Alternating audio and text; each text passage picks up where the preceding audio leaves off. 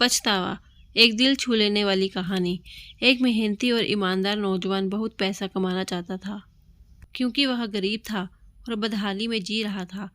उसका सपना था कि वह मेहनत करके खूब पैसा कमाए और एक दिन अपने पैसे से एक कार खरीदे।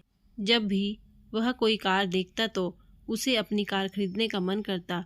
कुछ साल बाद उसकी अच्छी नौकरी लग गई, उसकी शादी भी हो गई और कुछ ही वर्षों में वह एक बेटे का पिता भी बन गया। सब कुछ ठीक चल रहा था, मगर फिर भी उसे एक दुख सताता था कि उसके पास उसकी अपनी कार नहीं थी। धीरे धीरे उसने पैसे जोड़कर एक कार खरीद ली। कार खरीदने का उसका सपना पूरा हो चुका था और इससे वह बहुत खुश था। वह कार की बहुत अच्छी तरह से देखभाल करता था और उससे शान से घूमता था। कार को अच्छी तरह चलाता, कार में सफाई रखता। एक दिन रविवार को वह कार को रगड़ रगड़ कर धो रहा था, यहाँ तक कि गाड़ी के टायरों को भी चमका रहा था।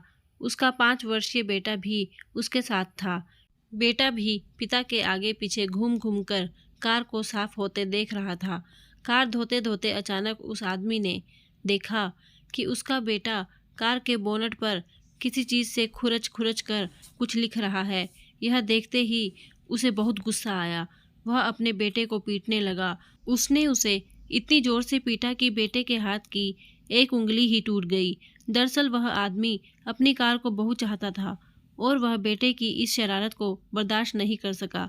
बाद में जब उसका गुस्सा कुछ कम हुआ तो उसने सोचा कि जाकर देखूं कि कार में कितनी खरोंच लगी है। कार के पास जाकर देखने पर उसके होश उड़ गए। उसे खुद पर बहुत गुस्सा आ रहा था। वह फूट फूट कर रोने लगा। कार पर उसके बेटे ने खुरच कर लिखा था, पापा आई लव यू। किसी के बारे में कोई गलत राय रखने से पहले या गलत फैसला लेने से पहले ये हमें ज़रूर सोचना चाहिए कि उस व्यक्ति ने वह काम किस नीयत से किया है।